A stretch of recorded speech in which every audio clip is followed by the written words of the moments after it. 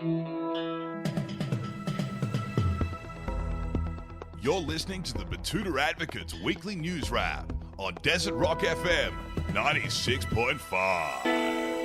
G'day and thanks for tuning in. You're listening to the weekly Betoota News Bulletin, a wrap of the biggest stories from the Betoota Advocate, Australia's oldest and most respected newspaper. My name's Bruce Hitchcock, and sitting alongside me as usual is Wendell Hussey. Hello. Thank you for joining us today. We're coming to you live from Koala Mattress Studios here in downtown Betoota. And a quick announcement before we get rolling. The much-loved cult radio show and podcast, The Grade Cricketer, has joined the Desert Rock FM stable.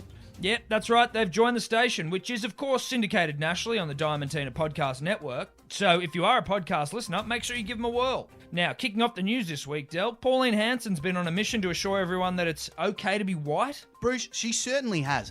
After being unable to convince the majority of predominantly white upper house senators to vote in favour of her incendiary motion promoting a term associated with white supremacist and neo-Nazi movements, Pauline Hanson has now turned her attention to the sickly Great Barrier Reef. The Queensland Senator travelled to the embattled reef, which is currently in a critical state after 2 catastrophic bleaching episodes as a result of climate change and a mining spill-off. Everyone's telling you that you should be ashamed of your white features, she whispered to the millennia-old natural wonder of the world. She then told some rotting coral just off Lizard Island that if holidays don't want to come anymore, then that's their fault, and that the state can just be propped up by coal. What a nice touch that is, hey? I hope the bleached coral's feeling a little bit better after her visit. Yeah, I hope so too. And Bruce, in other news around the country, there were some royals in town this week. That's right, Del. The Duke and Duchess of Sussex touched down in Sydney this week, much to the delight of royal enthusiasts across the nation. And while most organisations were flat out detailing the minutiae of Meghan Markle's outfit, we broke an exclusive story about Prince Harry's conversation with his grandmother. Honest to God, Nan, they've changed the Prime Minister again. He told Her Majesty Queen Elizabeth II over the phone a short time after touching down. He then told the Queen that Australia had changed horses again, from the silver-tongued silk to a weirdo daggy soccer dad kind of guy. Our reporter on the scene heard laughter from the speakerphone before Her Majesty joked about how poor Teresa would fare down here. A reference to the British Prime Minister Theresa May, I think. And you can understand their amusement, I guess. And still in national news, the fallout from the Honey Badger's big non-decision on The Bachelor continues this week. Disappearing overseas after refusing to pick either of the final 2 contestants in the popular reality TV show, the former footy star is now facing calls to issue an official apology. The nation has spoken and is collectively demanding a tail-between-the-legs apology from the Honey Bachelor after he refused to enter into an arranged and long-term relationship with one of 24 women picked out of the general population. He said to us, "This whole thing is as cooked as the New South Wales government's books. The whole country's going off like a tree full of galahs. So that's why I scooted off like a rat up a drain pipe. I didn't want to lead one of those girls on, only to turn around in a few months and say sayonara, you know?" Oh, geez, I love his one-liners, Del. There's no way they're getting old anytime soon. He really has copped it, though, the Honey Badger, and he hasn't been the only one under fire. The nation's independent schools are also in the public's line of sight after some recommendations from Philip Ruddock's review into religious freedoms were leaked this week. The review recommended that schools be able to turn away students and teachers that are gay, much to the anger of many around the country. As a result, Catholic schools in particular have offered to make a compromise. Now, they have promised that they will make an effort to get rid of all the pedos in their schools, just as long as they are able to get rid of the gay kids and teachers first.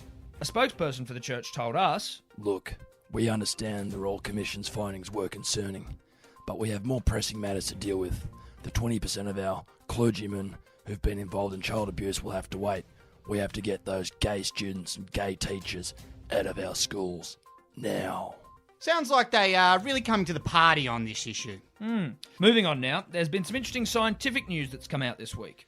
There has, Bruce, an incredible story from the Western Plains Zoo down in Dubbo. In a world first, the zoo has successfully taught a gorilla to read at Daily Telegraph level. Wow! Yes, zookeepers were delighted to announce this week that scientists from the nearby TAFE College had taught the ape named Glenn to read the tabloid. Named after Narromine-born cricketer Glenn McGrath, the 4-year-old's progress has heralded a new beginning for the nation's gorilla breeding program. But there was a negative side effect, wasn't there, as a result of the breakthrough? Yes, unfortunately, the great ape is now Islamophobic, but his keepers are hoping to work through the issue, so we'll keep an eye on that story as it unfolds. Fingers crossed for the majestic beast.